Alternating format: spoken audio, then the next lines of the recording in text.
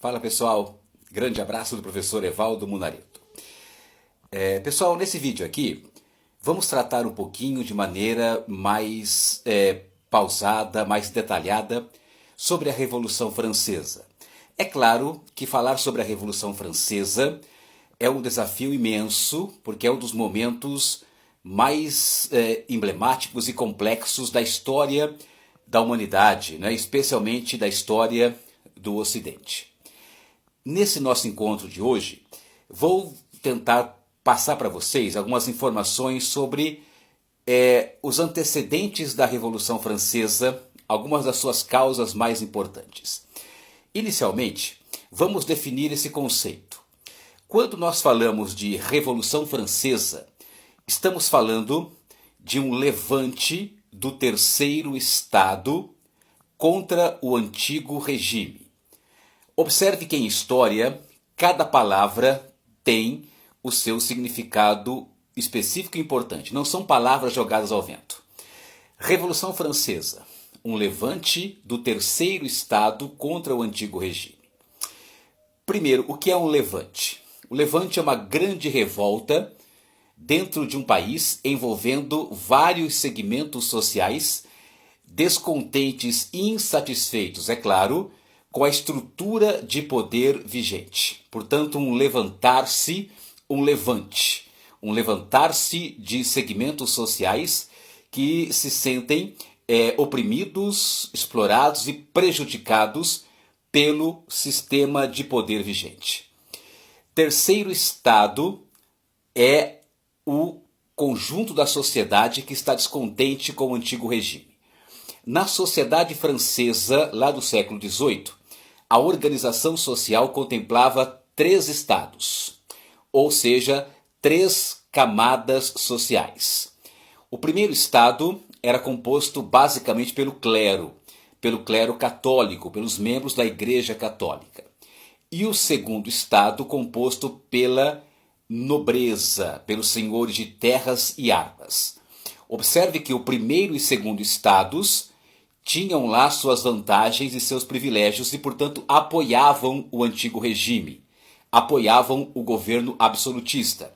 Quem protagoniza, quem realiza, quem faz a revolução é o chamado terceiro estado.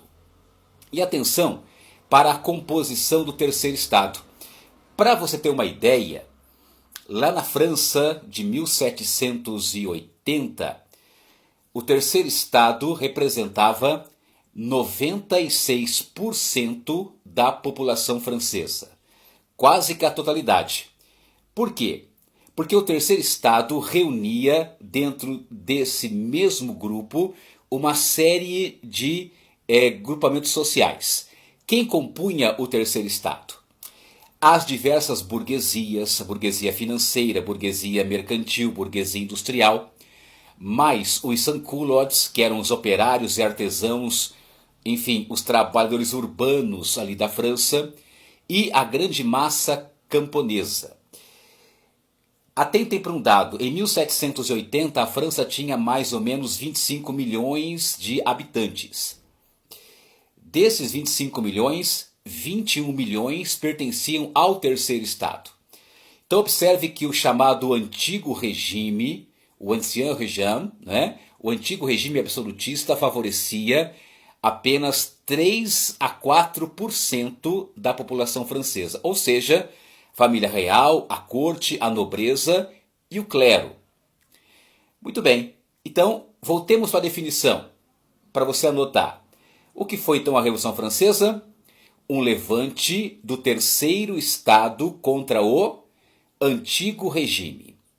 Vamos lembrar então desse conceito. Antigo regime foi a estrutura de poder derrubada pela Revolução Francesa. O antigo regime possuía 4 características importantes. O que caracterizava então o antigo regime? Primeiro, o governo dos reis absolutistas, que lá na França era um absolutismo de direito divino, ou seja, os reis absolutistas franceses eram considerados representantes de Deus no trono, no poder. Então, essa é a primeira marca do antigo regime, o absolutismo monárquico.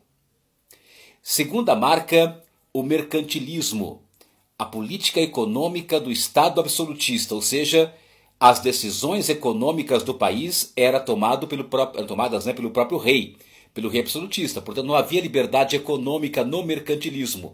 Havia uma forte intervenção do Estado sobre a economia.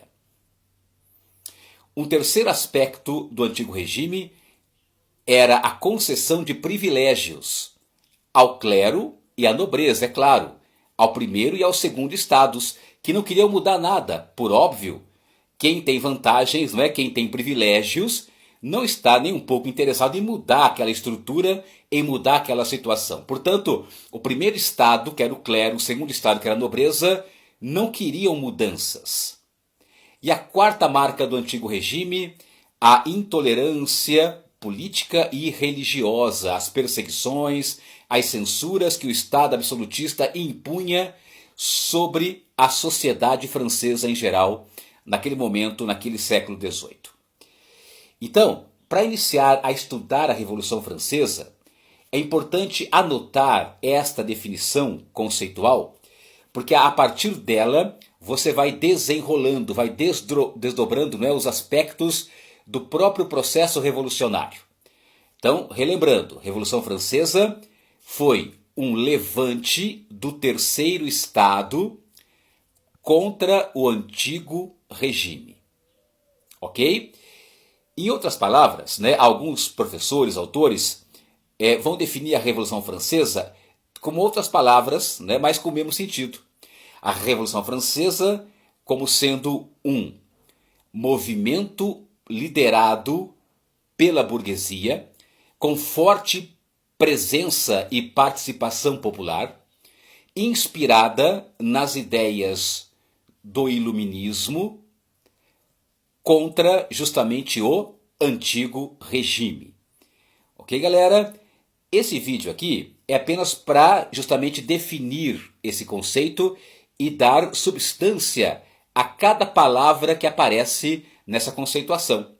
Beleza? É claro que o tema Revolução Francesa é muito vasto, muito complexo, cheio de nuances, cheio de contradições, e não daria para falar tudo no vídeo apenas, né? Mas apenas para você lembrar desse conceito. E mais uma coisinha para terminar.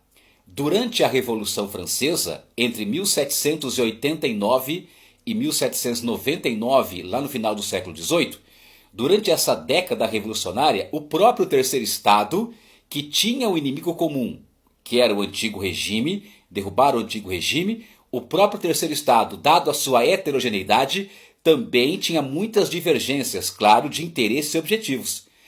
Burguesia, sans-culottes e camponeses, todos odiavam o antigo regime, mas cada um tinha seus interesses específicos. A burguesia queria tomar o poder político para desenvolver a indústria e o capitalismo. Os sans-culottes, que eram os trabalhadores urbanos, queriam melhores condições de vida, de trabalho, direitos e proteção social. E a massa camponesa, obviamente, desejava o acesso à terra, uma espécie de reforma agrária, uma redistribuição da organização fundiária da França naquele momento. Ok, galerinha? Então, aqui foi só um panorama bem geral das causas e dos antecedentes da Revolução Francesa, lá naquele fascinante século XVIII, o século da razão, o século do iluminismo. Até mais. Grande abraço.